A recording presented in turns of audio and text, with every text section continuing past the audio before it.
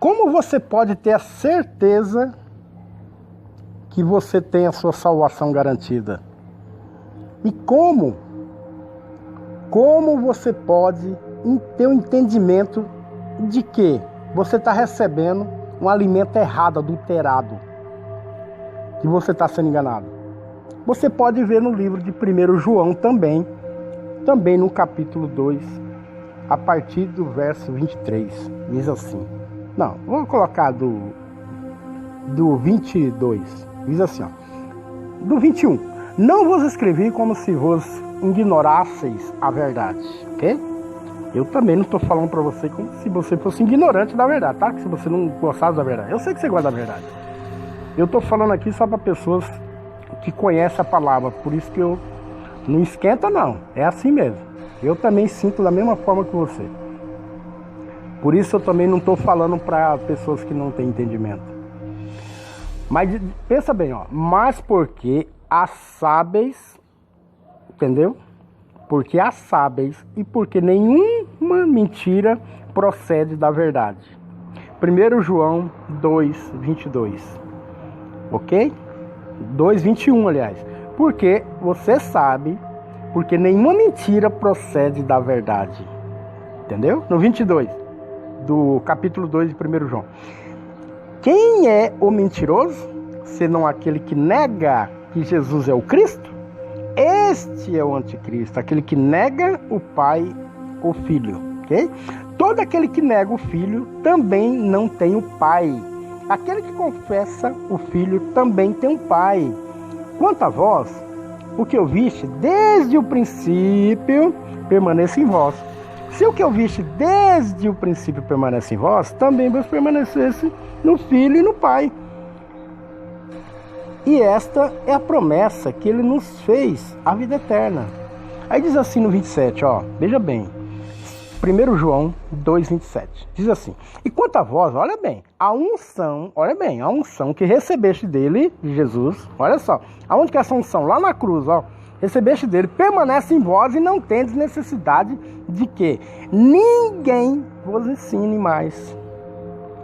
Ok? Ninguém vos ensine. Olha só, no 27b, diz assim, ó, a unção que vos ensina todas as coisas, e é verdadeira, e não é mentira. Assim também permanecei nele, segundo ele vos ensinou. Entendeu? No 27b. Ninguém é necessário mais te ensinar, mas como sua unção vos ensina todas as coisas, e é verdadeira, e não é mentira.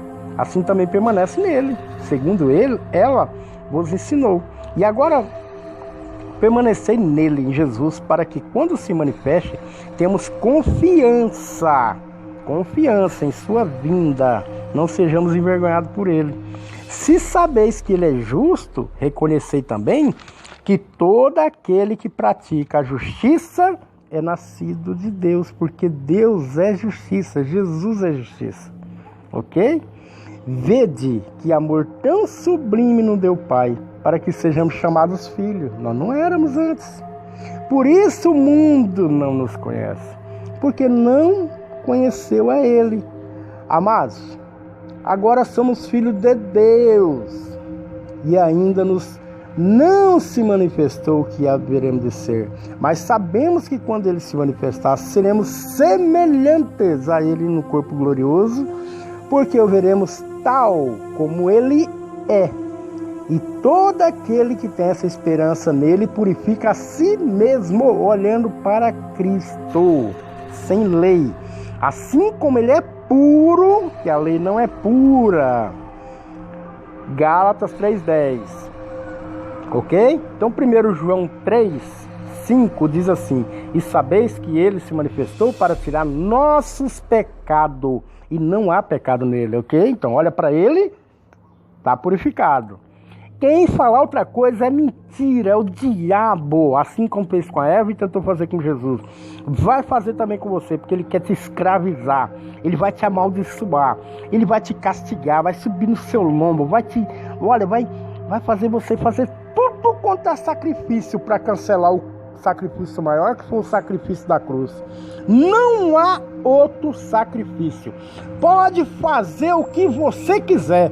Você pode viver agora, de hoje até a sua morte, de cabeça para baixo, do maior sacrifício da terra, como foi crucificado Pedro, que não vai resolver para você, não vai purificar em nada você, ok? Só vai atrasar muito mais a sua salvação, porque você está deixando de observar o sacrifício da cruz.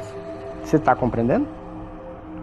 Porque diz assim no capítulo 3, diz assim: todo aquele que comete pecado, no versículo 4 do capítulo 3 de 1 João, tá?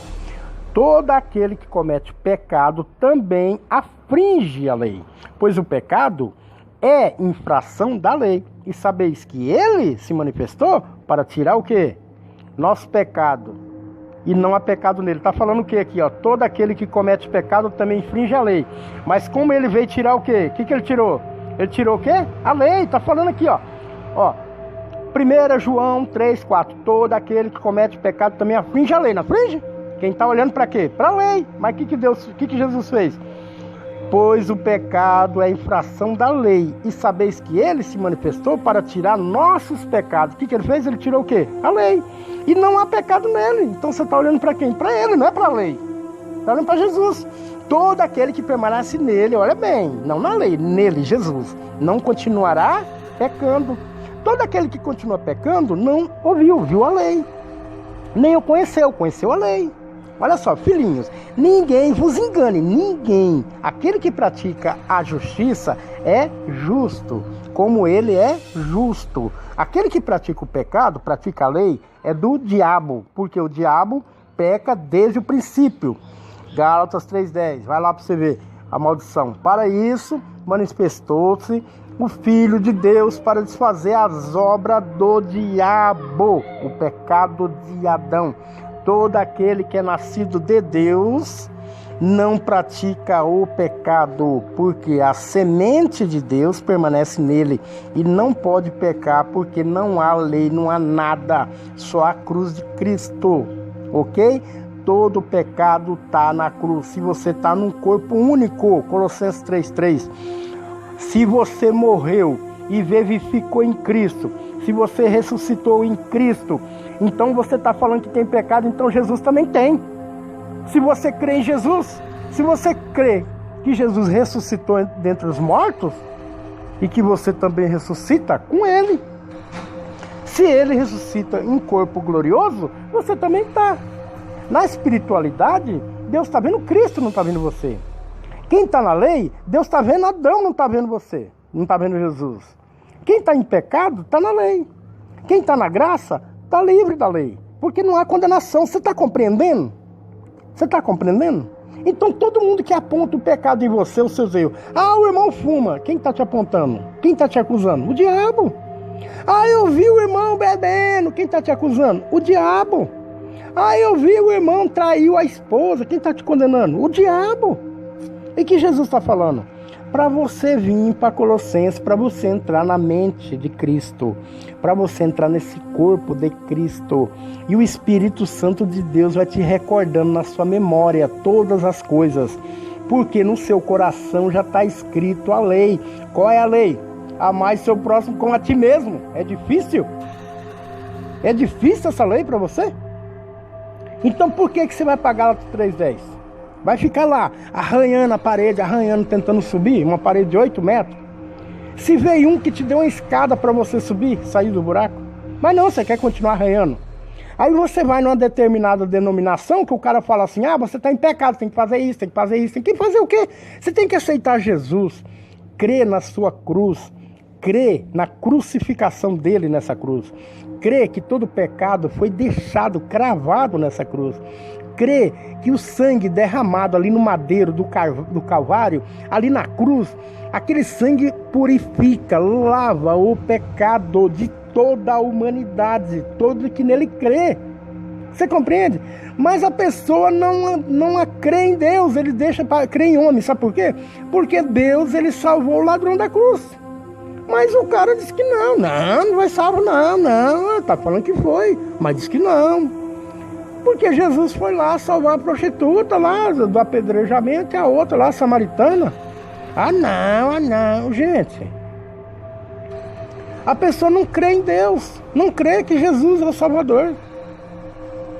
Entendeu? Se você crê em Jesus, seu pecado foi para onde? Foi para a cruz. Você entendeu? Não há pecado. Não há pecado. Antes era assim. Quando todos tinham a observância da lei, porque a lei era um reflexo do pecado do homem, do ser humano, ok? Esse pecado original que vinha de Adão. Como o homem natural, andando na terra, perdia, né? Ele tinha ali as tradições familiares, mas não entendia muito bem o que era pecado. Então ele colocava na mente dele que era pecado. Ok? Pecado é mexer com a minha filha. Mexeu, morreu. Então para ele isso é o pecado. Às vezes ele cometia outro pecado pior, só que ele também não sabia. Então veio a lei para refletir, para mostrar o certo do errado para aquele povo. Então o povo viu que era o erro. E aquele povo vem acompanhando essas leis até chegar de Jesus. Chegou Jesus, Jesus veio, cumpriu toda aquela lei, cumpriu tudo. Falou, gente, acabou, está consumado, acabou. Acabou. Não tem obrigação, você não tem que pagar nada. Mas o que você tem que fazer? O que você tem que fazer? Unicamente, amar seu próximo. Se você amar seu próximo, como a você mesmo, você roubaria ele se você gostaria que ele te roubasse? Você mataria ele se gostaria que ele te matasse? Você ajudaria ele se gostaria que ele te ajudasse? Você empregaria ele se gostaria que ele te empregasse? Você daria uma oportunidade para ele? Você gostaria de ter uma oportunidade? Você não cobiçaria a esposa dele? Você não gostaria que ele cobiçasse a sua esposa? Você ajudaria ele? Você não gostaria que ele te ajudasse? Você ajudaria ele a atravessar a rua? Se ele também fosse te atravessar a rua um dia? Você ajudaria ele a colocar uma compra no porta-malas? Se ele também pudesse também fazer isso por você? Se você assim necessitasse? Você daria ali um marmitex para ele que está caído ali na rua, na calçada, com fome, com frio? Você daria um cobertorzinho para ele? Se ele também pudesse dar para você, se fosse você no lugar dele, você entraria na pele do seu próximo? Você sentiria o que o seu próximo sente no dia a dia? Você necessita de um copinho de arroz para você fazer uma comidinha para o seu filho? Você daria para alguém se você tivesse essa necessidade um dia? Você gostaria que alguém te desse também? Você daria, você faria? O que você faria pelo seu próximo? Se você busca a Deus, você pede a Deus, você fica pedindo para você, para alimentar seu ego. Senhor, me dá um carro, me dá uma casa, me dá. E o seu próximo, você também daria a ele o que você está pedindo a Deus? Você está compreendendo? Você está compreendendo? É necessário você sair procurando mendigo, procurando gente passando fome para você fazer a obra de Deus? Lógico que não. Quem que é seu próximo? É o que está ao seu lado. É a sua esposa, é seus filhos, é um bom dia para o vizinho. Às vezes pode surgir alguém com a mão estirada para você. Eu tive fome e você me alimentou, mas eu nunca te vi. Eu sou aquele cara lá que se deu um lanche lá na rua. Eu tive sede e você me deu água para beber, mas eu nunca te vi. Mas não lembro, um dia eu pedi água, você me deu um copinho d'água, mas por aquele copo d'água? Mas entendeu? Mas eu estava desempregado, você me empregou. Vamos aumentar um pouquinho, né, as palavras de Jesus. Eu estava desempregado, você me empregou. Mas não lembro. Mas eu sou aquele carinha lá que você deu emprego, deu uma oportunidade. Você entendeu? Eu sou aquela viuvinha pobre. Entende? Então qual que é a religião verdadeira? Está no livro de Tiago, está em Tiago também.